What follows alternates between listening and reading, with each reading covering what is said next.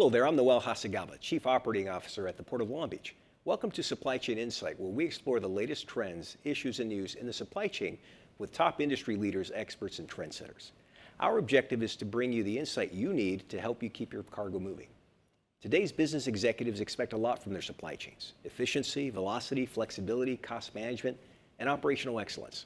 Supply Chain Insight brings the supply chain to you, one segment at a time, to explore new approaches and innovative solutions that will help you and the Port of Long Beach deliver greater value to our customers and partners. Our guest today is known as the Intermodalist, and he was recently awarded the prestigious Silver Kingpin Award by the Intermodal Association of North America for his numerous contributions to the intermodal industry over 4 decades. He is the president of Gross Transportation Consulting, an independent consulting practice specializing in freight transportation matters. He's also the author of Landlines, a monthly column that appears in the Journal of Commerce, and the creator of Intermodal Depth, an analytical report covering the intermodal sector. Prior to starting his consulting practice, Larry Gross enjoyed a long career in intermodal equipment development and sales. He's also the individual most closely associated with the innovative Roadrailer Intermodal System, an organization that he headed for over a decade.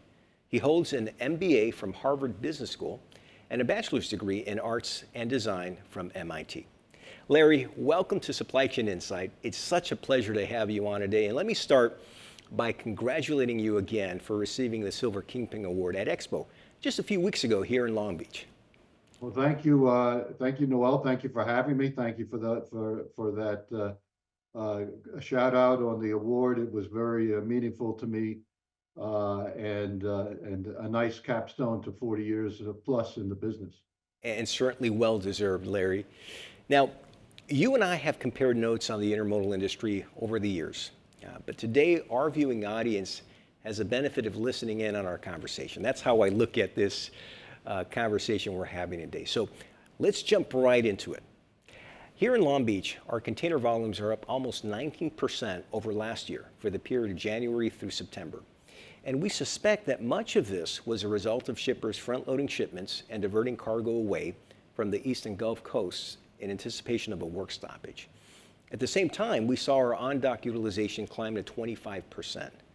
How have these strong volumes and on-dock figures translated into intermodal activity?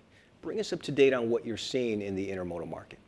Well, sure, Noel, and I think your assessment of the two main drivers on the international side, front loading and, in your specific case, diversion from the East Coast, I agree completely with both of those assessments.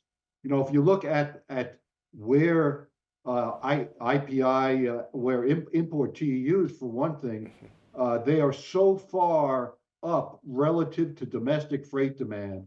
That is a very, very unusual kind of disparity that we're seeing here. And just to put some numbers to it, if we talk about IPI, we talk about inland point intermodal, or the movement of ISO containers inland from the ports. Year to date, I'm just looking at the numbers here, up 16% on a North American basis. If we look at the domestic intermodal side, which is domestic containers and what's left of TOFC, up 2.9%. So that's a huge disparity. Yeah. And that kind of disparity actually can't endure. Either domestic comes up or international comes down, some combination of those two perhaps. So the major question right now is just how much of this strength that we're seeing on the international side has been borrowed from the future. And we're going to find that out here, I think, in the next 3 months or so. This is data through August. So we're just waiting. I should be getting the September data any day now. I expect it to show more of the same when it comes across. Sure. And this is a great segue to the next question, Larry. And by the way, thank you for sharing that level of granularity, right? By pointing out that disparity. That's exactly the kind of analysis that I'm sure our viewing audience was hoping to hear. How do you see the intermodal and the broader shipping market shaping up in Q4 of this year? Well, I mean, I think that we're going to see a little bit of a convergence, as I talked Hmm. about. On the domestic side, it's gonna follow a much more normal kind of seasonal pattern, I suspect. So we'll see some strength on the domestic side. Plus, I think, and we'll maybe talk about this a little bit later, I think we're going to see some strength in the transloading sector coming out of Southern California. On the international side, I really do expect to see a pretty rapid decline in volumes now that we're past the date when the strike on the East Coast was threatened. And actually, we had, of course, a short strike. Now we've got a 3 months of breathing room, and we get to January, and who knows where we'll be at that point. Maybe we can talk about that a little later. But we would normally expect to see some kind of a seasonal decline from where we are now. I just think it's going to be a little bit sharper than normal. And Yeah. we're going to see that on the intermodal side is in those IPI numbers. So a little bit of convergence, I think, and we'll start to see some real shrinkage in the year over year gains, these outsized year over year gains that we've been seeing in IPI so far this year. So Larry, you've touched on this already. With all of this cargo swinging back to the West Coast, what's happening with transloading?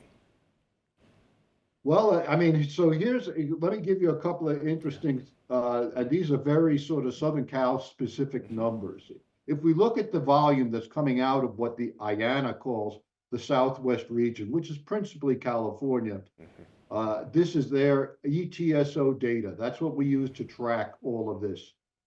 Southern Cal, as part of the Southwest region, it really provides most of the volume that's coming out of the Southwest region. If we look at that for the third quarter to date, right? So this is 2 months into the third quarter. That volume moving eastbound, coming out of the Southwest region, is up 40% Wow. year over year. If we look at the domestic containers that are coming out, 13%. So again, that huge disparity, but that 13% is starting to, I'll say, ramp up a little bit. So we're starting to see, and I've been very surprised at just how, I'll say, sluggishly the transload volume coming out of the Southwest has been relative to IPI. The IPI is much more mobile. So if we look at what is streaming into, let's say, the Midwest and the nation's heartland, that's what I call the jump ball freight. That can come in through the East Coast, it can come in through the Gulf Coast, come in through Western Canada, and of course, Western Canada has had its share of problems. Come in through the West Coast, either PNW or Southern Cal. So that is the most mobile volume, Right. and that's where you folks have been really winning so far this year is capturing an outsized share of that, and we know that LA Long Beach's and the West Coast share of import TUs have really come up over the course of particularly last 3 or 4 months, way above where they were last year, way above the 12-month average. And I expect that will probably continue, and at least until number one, the ILA situation gets finally settled. Somebody would have to be very confident that there's not going to be future issues in January to begin to route that volume that has been diverted to the West Coast back to the East Coast. And I don't think that confidence exists in the marketplace. So I expect your share to stay relatively strong. That's not to say that necessarily the volumes won't drop just from a seasonal standpoint, but your share of what is coming in, I think, is going to stay elevated through the balance of this year. And then in the longer run, I think you're still going to see some of that until we get the situation settled in the Red Sea, and ships no longer have to travel around the Horn of Africa to get to the East Coast. That adds a lot of time and cost and has changed the calculus between the East Coast and the West Coast in favor of the West Coast. So long answer to a short question. No, that was terrific because you filled in a lot of the gaps, right? What we're seeing and what we're feeling is that uptick in cargo, right? And what you refer to as the mobile volume. we refer to it as discretionary cargo, right? Which is Right. really the majority of what we handle. So it's a good segue to the next question, because one of the headlines that hasn't gotten as much attention, in my opinion, is the fact that here in Southern California, in San Pedro Bay Port Complex, we handle just as much cargo as we did in our watermark years of 2021, 2022, but without the backlogs, without the congestion, without the delays. In fact, today, I tell those who are interested what is happening in LA Long Beach, and I tell them, well, we're very busy, but we're not congested. And I'd like to think that this is partially the result of the muscle memory that we all developed during the supply chain crisis, as well as the availability of warehouse and distribution center space across the system. So what other factors would you attribute to the relative ease with which we've been able to handle this record level volume here in Southern California? Well, I really have to agree with you that, this is the question from a Sherlock Holmes standpoint of the dog that didn't bark, right? Right. That this volume, this huge uptick in volume that we've seen has been flowing through the system in a relatively smooth fashion, certainly compared to the meltdowns that we all experienced during the post-pandemic surge. And I attribute that to lessons learned. Number one, number two, better communication between the various parties, and number three, I think you had some help in all of this by the performance of the downstream elements of the supply chain, going all the way to the warehouses where this volume is ultimately landing inland. Those they have capacity now. There's been a tremendous amount of investment in inland warehouse capacity and transloading warehouse capacity. So there's room for these goods to flow into, and we're not seeing the chassis get tied up. Right. We're not seeing the inland terminals get tied up, and that all flows back upstream towards the port. So it's one thing for you folks to be able to process and get the volume out of your gate, but if it gets bogged down somewhere down the way, that eventually that backwash is going to come back and hurt you. So you get the credit, but all the downstream elements, the railroads, the inland terminals, the warehouses, they get their share of the credit too. That's some great insight, Larry. And for those who are watching, and in case you're curious, yes, we're very busy today, but we still have capacity available. We're at about 73%. So if there's any interest, we're ready for it. So you hit on this a couple questions ago, and you've been making reference to some of these examples. But supply chain disruption has come to characterize the new normal. In your opinion, have we built enough resilience into the supply chain and weather supply chain disruptions, whether it's the Red Sea, the drought at the Panama Canal, the potential work stoppage? What say you? Well, I think that the evidence that we just discussed indicates that we're certainly in a much better position than we were before. And there was always a question in my mind as to how much of these hard-won lessons would be retained. The fact is that while we can't predict these, to use a phrase, black swan event being high impact, low probability, by definition, unforecastable. Can't forecast a hurricane in specific, but you can be reasonably comfortable that we're going to get a hurricane. That seems to be the case.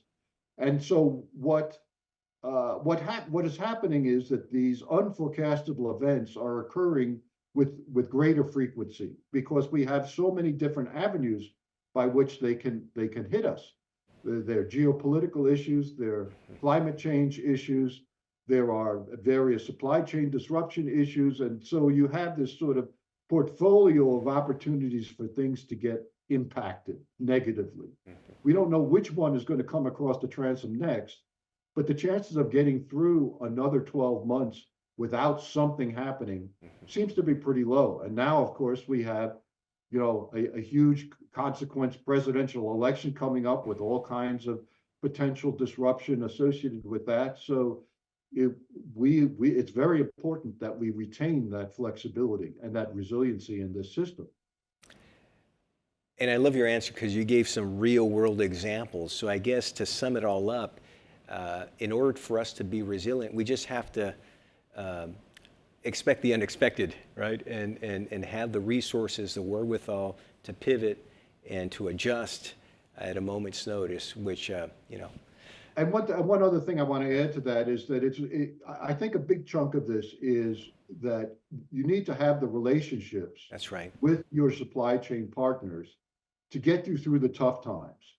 And so as an investment, now, if we squeeze the supply chain down to maximum efficiency, which is where we were, let's say, pre-pandemic, then we will not have learned the lessons, and ultimately we're doomed to repeat the problem. Yeah. So relatively small investments now in terms of partnership, a often overused term, but one which has real validity. If you treat your fellow supply chain members as partners, you're going to have, I think, a better position when things hit the fan to go negotiate through that in a reasonably good fashion. And the evidence says folks are doing that these days. Yeah, I agree, Larry. It's better to invest a little more upfront in your resilience instead of waiting for that next black swan event to happen and then get basically caught flat-footed without the resources you need to pivot. So well said on that.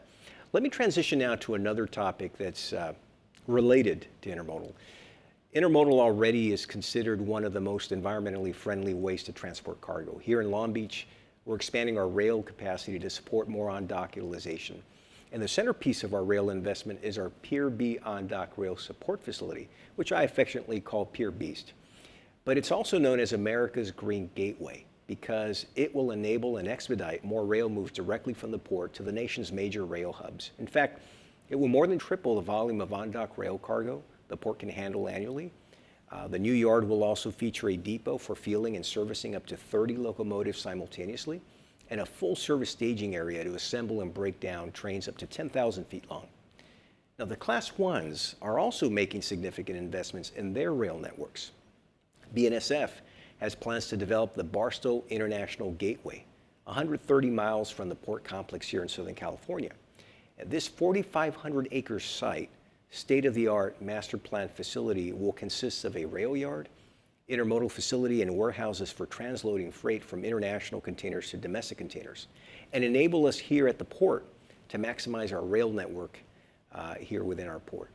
Union Pacific also announced plans to invest in their rail network, and their new Phoenix terminal connects Southwest markets with the port in Southern California. This new service offers a sustainable, efficient rail option that takes trucks off the road, reducing emissions in California and in Arizona on the respective highways. And that was a long preface to this question that I want to ask you. And that is, with all these investments that the Class 1s and the ports are making here in Southern California, how do we ensure that we are maximizing these collective investments? Well, I think that what these investments on the part of these various parties indicate is that you guys are pretty well aligned in terms of the overall goal, which is to reduce the friction of freight moving through the Southern California Gateway into inland destinations. We can't control necessarily the geopolitical events like where volume is coming from. When volume moves from China export locales to India, that affects West Coast versus East Coast routings because India is a more of a natural East Coast destination. But what we can control is our share of what's coming out of these kind of, I'll say, mixed origins. And by reducing the friction and the cost of moving freight through the Southern Cal gateways, you're doing the best possible job in achieving that goal. And the most important thing, I think, is a continuation of the communication between the various parties to ensure that this freight flows smoothly through this huge pipeline that's being assembled. Yeah, well said, Larry. I like how you describe that. You're trying to reduce friction so that cargo can arrive on the docks, hit the tracks immediately, and get to destination. With that in mind, what are some of the headwinds that you're keeping an eye out for, and what's keeping you up at night these days? Well, I'm 70 years old, so it doesn't take much to keep me up at night. I don't sleep that well anyway. But I think that we are certainly going to see a decline in the IPI volumes just based on what I said earlier. That's going to be a headwind. Certainly, I think if some of the plans that are being discussed in the course of the presidential election campaigns with regard to tariffs come to pass, that's going to be a tremendous upheaval as a result of that, and a shock to the system that I think is going to have both very near-term and long-term consequences. So that's certainly, I'd say, a potential headwind, certainly for the volume coming in through Southern California, but really that is a very small piece of that particular puzzle. The other headwind, I think, is the ability to maintain, as we kind of have already discussed, the level of performance that we're seeing in the face of when volume really does come back. We're going to see, I think, an uptick in domestic freight demand when the economy starts to come back on the goods side. The economy is growing, but mostly on the service side. So from a freight perspective, a domestic freight perspective, never has a growing economy felt so bad. We're just seeing very sluggish growth on the domestic freight side. I think we'll start to see some improvement there, and maybe a convergence of the demand on imports and domestic. So that's sort of some of the things that I'm going to be keeping an eye on here in the next year or so. Thanks for sharing that insight, Larry. So, final question. Any final thoughts or golden nuggets that you'd like to leave the audience with today? Well, sure. First of all, I'll do a shameless self-promotion. If folks like this kind of data and they want to get into the weeds, intermodalinDepth.com is where the Intermodal In-Depth newsletter can be obtained. And we would love to have everybody on this podcast as a subscriber. So intermodalinDepth.com. With regard to the overall lesson, I guess the thing that I would emphasize is just this resiliency question that we talked about earlier. It was just about a year ago, October 7th of 2023, when Hamas attacked Israel and started the current conflagration in the Middle East. About 2 weeks later, in other words, just about exactly a year ago, I was asked on a venue similar to this, what I thought the chances were of that dispute affecting passage of freight through the Panama Canal, affecting containerized shipments. And I said there was virtually no chance of that happening, because it would never have occurred in a million years to me that rebels in Yemen, 1,000 miles distant, would start firing missiles and close the entrance to the Red Sea and thereby choke off the Suez Canal. Was not on my radar scope at all. And that's the lesson, I think, is that the world that we're living in has so much volatility and so much unexpected events that we really do need to be very focused as an industry on maintaining our resiliency, maintaining diversity within our supply chain, and to have the agility to pivot when the unexpected happens. So that, to me, is, I think, the major takeaway that I would like folks to have from this discussion, is to don't let up on those efforts, even when things settle down. We just don't see what's coming around the corner. That's an excellent point, Larry. As I like to say, keep using and employing that muscle memory that is helping us here in Southern California through this record volume. But I think to put it in one sentence, what you just described, it's a reminder for all of us that disruption anywhere in the supply chain, it's just a matter of time before that disruption trickles across the global supply chain, because we're all interconnected. And I think to the extent that we can keep an eye on what's happening elsewhere, that might put us in the best position, as you said, to be able to pivot and make the necessary adjustments and course corrections to try to mitigate the disruption in our respective gateways. So, Larry, thanks again for joining me on Supply Chain Insight. And thanks again for your decades of service to the intermodal industry. And to our valued audience, thanks again for joining us, and we'll see you again soon for another episode of Supply Chain Insight, brought to you by the Port of Choice, the Port of Long Beach.